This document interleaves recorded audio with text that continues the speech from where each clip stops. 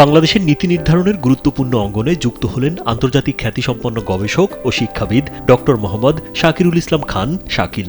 Asia Pacific অঞ্চলের বৈদেশিক কর্মসংস্থান বিষয়ক প্রধানমন্ত্রীর বিশেষ সহকারী হিসেবে সচিব পদমর্যাদায় তার এই নিয়োগ দেশের প্রশাসনিক ও গবেষণা খাতে নতুন সম্ভাবনার দ্বার উন্মোচন করেছে।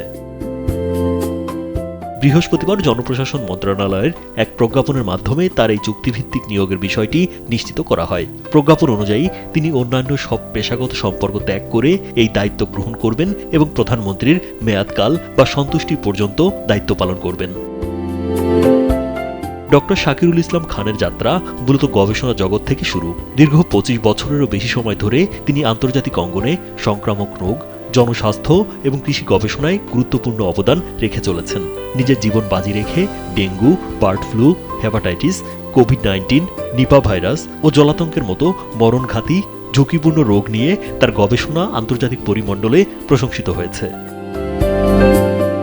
বিশেষ করে উন্নয়নশীল দেশের প্রেক্ষাপটে জনস্বাস্থ্য উন্নয়নে তার কাজ তাকে আলাদা পরিচিতি দিয়েছে। জাপানে অবস্থান করলেও তার গবেষণার মূল বিষয়বস্তু ছিল বাংলাদেশের প্রেক্ষাপট। বর্তমানে ডক্টর শাকিরুল ইসলাম জাপানের ওইতা ইউনিভার্সিটির ফ্যাকাল্টি অব মেডিসিন মাইক্রোবায়োলজি বিভাগে ফুল ফ্যাকাল্টি হিসেবে কর্মরত।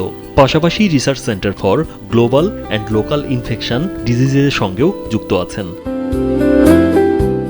এর আগে তিনি জাপানের এহিমে ইউনিভার্সিটিতে সহকারী অধ্যাপক ও গবেষণা ফেলো হিসেবে দায়িত্ব পালন করেছেন। এছাড়া মালয়েশিয়ায় পুত্রা ইউনিভার্সিটি গবেষণা ফেলো হিসেবে কাজ করেছেন। দেশের মাটিতেও তার অবদান কম নয়। বাংলাদেশ কৃষি বিশ্ববিদ্যালয়ে দীর্ঘদিন শিক্ষকতা করেছেন তিনি।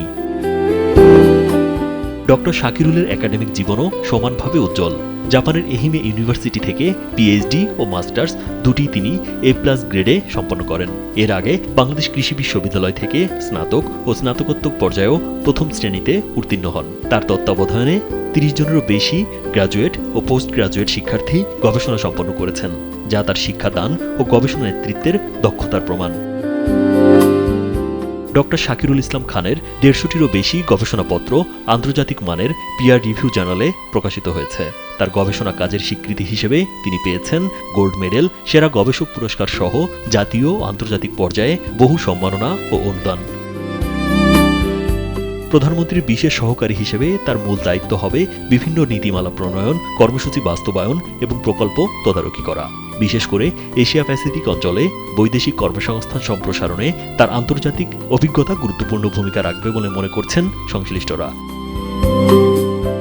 গবেষক ডক্টর শাকিরুলের এই নিয়োগ শুধু ব্যক্তিগত সাফল্যের গল্প নয়, বরং মেধাভিত্তিক বাংলাদেশ বিনির্মাণে তারেক রহমানের একটি যুগান্তকারী উদাহরণ, যেখানে গবেষণা, জ্ঞান ও আন্তর্জাতিক অভিজ্ঞতা সরাসরি রাষ্ট্র পরিচালনায় কাজে লাগানো হচ্ছে। গবেষণা ল্যাব থেকে নীতি নির্ধারণের টেবিল, তার এই যাত্রা ভবিষ্যতে দেশের তরুণ গবেষকদের জন্যও অনুপ্রেরণার উৎস হয়ে থাকবে।